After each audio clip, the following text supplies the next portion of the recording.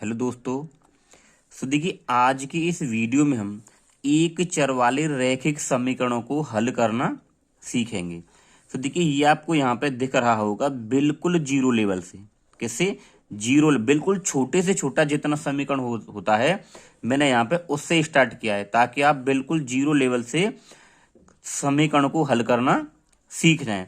देखिए पहले मैंने यहाँ पे छोटे छोटे समीकरणों को लिया है, फिर उसके बाद में थोड़े बड़े भी आएंगे। तो आपको बिल्कुल शुरू से यहाँ पे देखना स्टार्ट करना है और आप समीकरण हल करना सीख जाएंगे।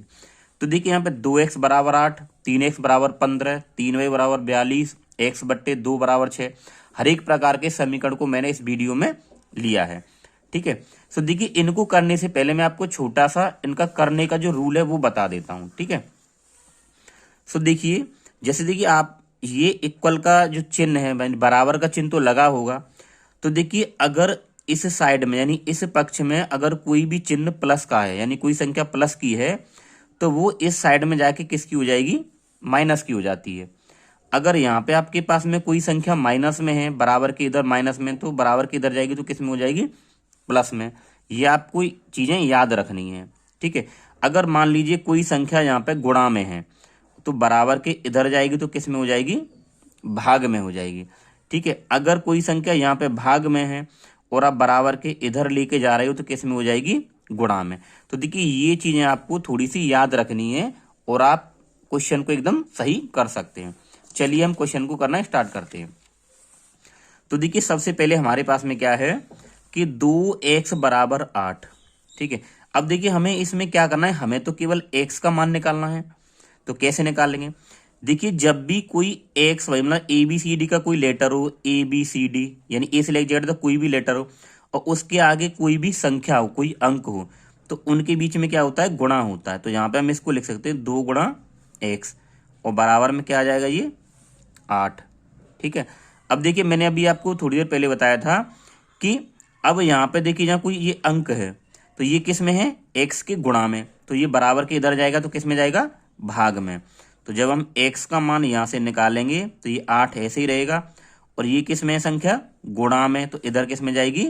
इसके भाग में, यानी कि इसके यहाँ बट्टे में आ जाएगी। अब आप इसको सॉल्व करेंगे तो देखिए 2 से ये कितनी बार कटेगा? 4 बार। तो आपके पास में x बराबर कितना आ गया? 4। तो आप इस तरीके से ना हल कर सकते हैं। ठीक है। अब देखिए आपके पास में दूसरा क्या है? देखिए 3x बराबर 15 दिया है तो हमें x का मान निकालना है। तो हम इसको क्या लिख सकते हैं? ऐसे ही लिखिए आप कि 3 गुणा में x और बराबर में कितना है? 15। अब देखिए ये किस में है? x की गुणा में है तो इधर किस में जाएगी? भाग में। तो x बराबर 15 बटे में 3। तो देखिए 3 पंजे 15। तो आपके पास में जो x का मान कितना आया है? 5।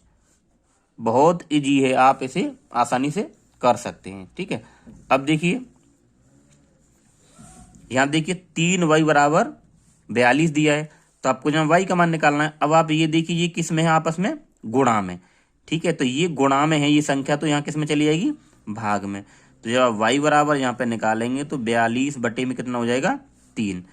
और जब आप 3 से इसमें भाग करेंगे यानी इसे काटेंगे तो ये कितना कटेगा आपका? ये कटेगा आपका कितनी बार? 14 बार। ठीक है। यानी 3 एकम 3 और 1 यहाँ 2 बचेगा, 3 चौक 12। तो ये y का मान कितना आ जाएगा? 12 आ जाएगा। ठीक है। अब यहां देखिए ये इनसे थोड़ा सा डिफरेंट यानी अलग है तो इसको कैसे करते हैं? अब आप ये देखिए कि ये x बटे में 2 है यानी कि ये नंबर किस में है? भाग में। आप एक और तरीका कर सकते हैं कि x के बटे में तो 2 है, इसके बटे में कुछ नहीं है तो आप यहाँ पे 1 मान लीजिए। बटे में कुछ नहीं हो तो आपको उसके नीचे क्या मानना है? 1।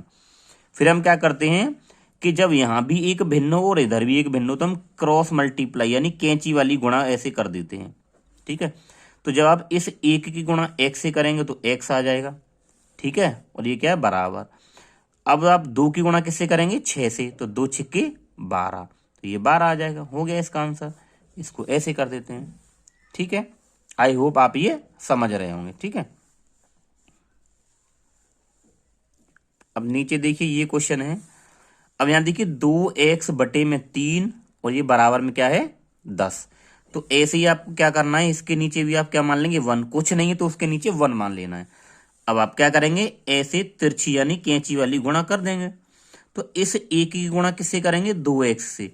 जब आप एक का गुणा 2x से करेंगे तो 2x ही आ जाएगा, ठीक है, ये बराबर।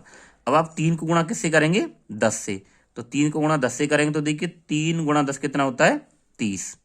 तो यहाँ पे ये 30 आ जाएगा, ठीक है। अब देखिए ये कैसा क्वेश्चन बन गया जो आपने अभी ऊपर करे हैं। देखिए ये दो किस में है, गुणा में, और इधर किस में जाएगा, भाग में। तो जब आप यहां से x निकालेंगे तो ये हो जाएगा 30/2। अब आप 2 से जब इसे काटेंगे तो ये कितनी बार कटेगा, 15 बार। तो आपके पास में x बराबर कितना आ जाएगा, 15, ठीक है, ये x का मान आ जाएगा। अब देखिए, अब आपके पास में ये क्वेश्चन है कि x/10 और बराबर 4/5। तो इसे भी आप ऐसे ही करेंगे। देखिए यहां भी एक ये भिन्न का रूप है और इधर भी एक भिन्न का रूप है। तो क्या करेंगे आप, कैंची वाली गुणा बोलते हैं जिसको, क्रॉस मल्टीप्लाई। तो 5 का गुणा जब आप इस x से करेंगे तो ये हो जाएगा 5x, बीच में क्या है, बराबर। अब इस 10 की गुणा आप इससे करेंगे तो 10 चौक 40, ये हो जाएंगे, ठीक है। अब आपको यहाँ पे x निकालना है तो ये किस में है आपका, गुणा में। तो इधर किस में जाएगा, भाग में। तो x बराबर ये हो जाएगा आपका 40/5, ठीक है। अब आप इस 5 से जब इसे काटेंगे तो कितनी बार कटेगा, 8 बार। तो ये 5×8 40 होते हैं। तो ये x बराबर आ जाएगा आपके पास में कितना, 8, ठीक है।